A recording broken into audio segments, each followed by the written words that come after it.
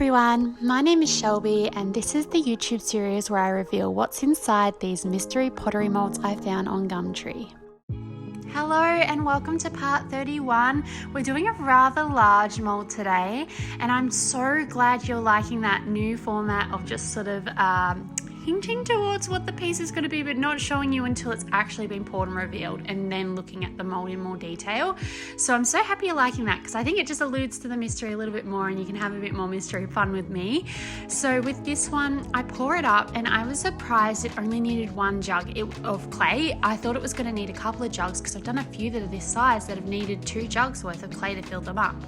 So I pour that one up and then wait about half an hour to an hour. It was very cold, so it wasn't absorbing very quickly. And then I tip the excess out and let it sit on a sieve for a couple of hours, not a couple of hours, a couple of minutes more like it. And the sieve is just so that all the excess drips can drip out and stop them from dripping back into the piece, which can cause cracking and uneven drying. Oh gosh, I've got a croak in my voice this week, but I let it set for a couple of hours. I probably didn't let it set quite enough to reveal a doll with a big bougie dress. I don't know what I would call this or what I would title this piece, but you can see here that I didn't let it dry quite enough and it was a little bit tricky to get out of the mold. Usually they come away a bit more when I let them dry, but this piece is a little bit creepy to me initially just because I can't see what it's going to look like finished. It's giving me sort of creepy clown vibes, but I'm sure if I did the clown I could have made it really cute and quirky as well. This one does fit in my kiln, so I am going to finish the piece off, but now that it's all revealed, here is the mold. So it's Alberta's 416. It doesn't have a name or title, and inside, this is why I have to open them first, so it kind of defeats a bit of the mystery for me. I was still very creeped out by this piece, so I was not sure how this was going to look with such a big dress and such a tiny like head and body area and arms. I was not sure how it was going to look in the end, whether it was going to be really the proportions were going to be really strange, but seeing it revealed now, I totally get it. So this one was really dirty, so that's why I do have to open them first. So I've only done 2 for this reveal, and that's because I just wasn't sure how they were going to turn out, and I didn't want to create more in case I really disliked them, because the initial one was kind of like, oh, I don't know what I'm going to do. And then my friend who helps me in the studio came over and she was like, oh my gosh, it looks like Cinderella. You need to paint it like Cinderella. And I was like, oh my gosh, that's it. I need to paint it like Cinderella. So I got some reference photos that you saw me looking at before, like one reference photo, just so that I knew sort of what color I was going for, where I was going to place the colors, how I was going to adapt this mold to suit the look of Cinderella. And as I was painting, I noticed that the doll is like holding a part of the fabric, and I was trying to think about what I was going to do there, but I ended up just painting it blue. But I was thinking about what the intention of this piece might have been, and I was thinking maybe like a debutante's ball, or I'm not sure, like a wedding dress, like a really traditional wedding dress, because I'm obviously from a different generation from when these molds were made and the intention of them. So if you know why she's sort of holding or cradling that like the big strip of fabric in her arm, could you let me know in the comments, because I'm really curious and interested, because it kind of, you'll see it in a minute, it sort of trails down the dress and almost like joins in with the bow that's around her neck. Yeah, it's really interesting. Anyway, I went ahead with painting the gorgeous blue dress that Cinderella wears, and for this one I kind of show that I do lots and lots of layers of this pigment because I really wanted it to be that really really thick, perfect flat blue. I didn't want it to be patchy at all, so I did about 3 to 4 coats, in 4 coats in some areas and 3 in most. So yeah, I then go in with the fine line brush to get all those details in around the arms and around the top part of the dress. And you can see here, this is sort of how I paint and how close I am usually when the camera's not in the way, is that my face is like literally breathing on the piece. And I often have two brushes in my hands alternating and touching up areas. Once I had the main part of the blue dress done, I went in and added the blue to some white, and I really wanted it a really soft blue, and this was to add the top details to the dress and also to do the Cinderella gloves. So the mold doesn't have like an indent for gloves, but I'm just going to paint them on like Cinderella's to really add that effect, and it's going to be a nice shade so that it still sort of complements the dress and it's still the same sort of palette, but is also a different variant of the blue, so that it's a really subtle difference, and it's really pastel and soft. So yeah, adding that one on now. I love Disney movies. I love all cartoon movies. I don't really have a favorite. I think growing up, I watched a lot of Anastasia, and I know that that's not a Disney movie. I used to think it was, but I loved Anastasia, and I was very tempted to do this as Anastasia, but then I was like, no, like this is not Anastasia. This is clearly Cinderella, with that, the way that top detail of the dress around her chest sits and the way the dress flows. It just was Cinderella, as well as the bun and the hair. My friend also mentioned that it could look like Belle from Beauty and the Beast, and I was thinking that would be so cute too, and the yellow dress would be fantastic, but I thought I would stick to Cinderella just in case there's another opportunity for Disney down the track. I don't want to take all the characters away yet. So in I go with the skin tone of Cinderella, so a peachy colour. Again, I add lots of coats of this to make sure that it's a nice bold colour and it's not very patchy.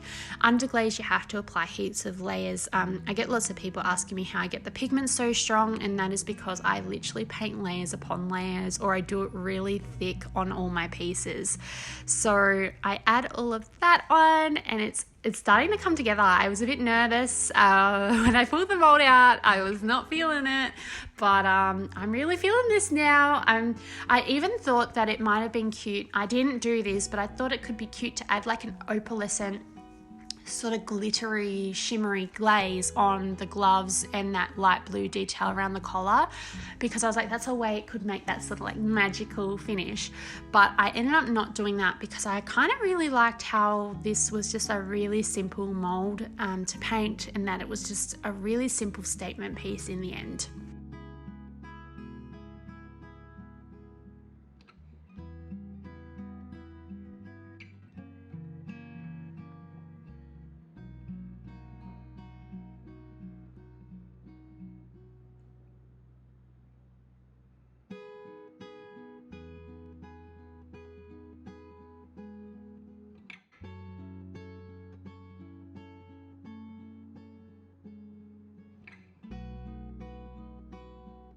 Okay, I then go in to mix up the hair, and I do this by getting like a softer yellow and then mixing it in with that peach skin tone. And I do this because the yellow can be quite a contrast and can be quite vibrant, and I wanted it to be vibrant but also sort of be very complementary, so not such a contrast that it was very jarring.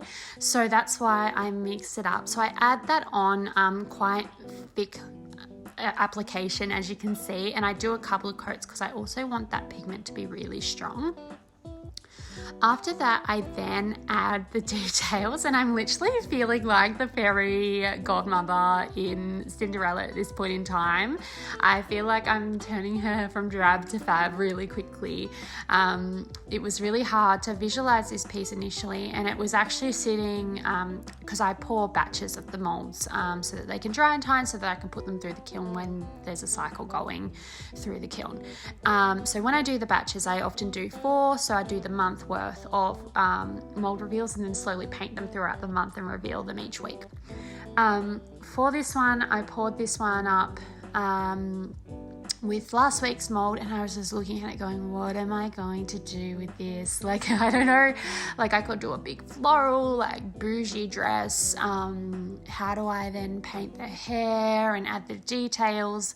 And when my friend came over, she was like, oh, you've got a Cinderella. And I was just like, oh my gosh, I have to do that, because I love doing my own style on things, but I also love challenging myself to try something that I wouldn't usually do with my work or have the opportunity to do. So doing a Cinderella Disney inspired piece was really, really fun and really interesting, because I always like trying to dabble in different niches, different areas. And I think that that builds my skills and allows me to sort of adapt my style and go with the flow and be able to do more. So when I was painting the eyes, I first did the eyelid shape as the eyeliner. I didn't like it, so I scratched it off and then put them the other way. I then added some soft little blue eyeshadow. I was going to say eyelashes, eyeshadow on her eyelids, and it looks so stunning. I add the little blue detail. I know that she wears like a blue crown, but because the bun isn't on the top of her head, it's behind her head, I put the blue sort of like hair bow on the back of the bun rather than on the top of the head like she usually wears. I think there's like wedding photos of her in a wedding dress where she's got her hair styled like this as well. So that's why I put the blue there instead. And you can see this one is where I scratched the eyeliner off where I didn't like it, and did it again on the other one. Once I had all the details added, I didn't film putting the eyeshadow on or the blush because it was really, really tricky to film. So tricky. I almost need to invest in a macro lens, so you can see what I'm doing without me in the way, and without the camera super far away and my head just photo bombing the whole thing. But once that was all done, I added some details to the dress. So I added a little bit of a darker blue into the crevices, because once I add that gloss glaze, it's quite textured, so it's not going to fade too much, but it just gives this a little bit more of a shadow so that it looks really flowy and the garment looks really thick and luscious. So that's what I'm doing there. I then, it's time to glaze. Once that's all done, I bisque-fied these so that the underglaze can really stick and bake on. I find that when I glaze at this stage, sometimes my colors can merge, and that's with all brands of underglaze I've used before. I've noticed that sometimes they can have a bit of running, so that's why I paint on greenware and then bisque fire.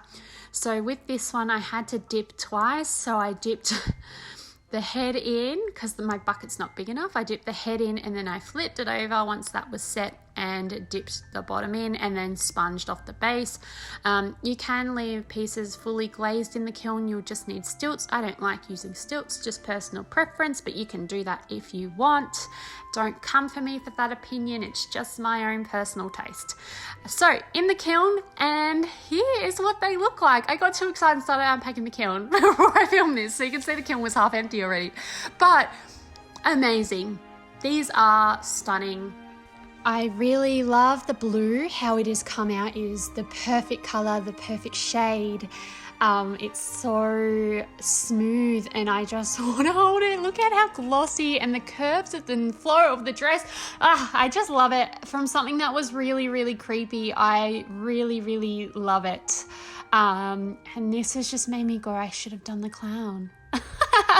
I think that these are so cute. Really impressed with these, and I have done my job as a fairy godmother this reveal. Make sure to like and follow for part 32.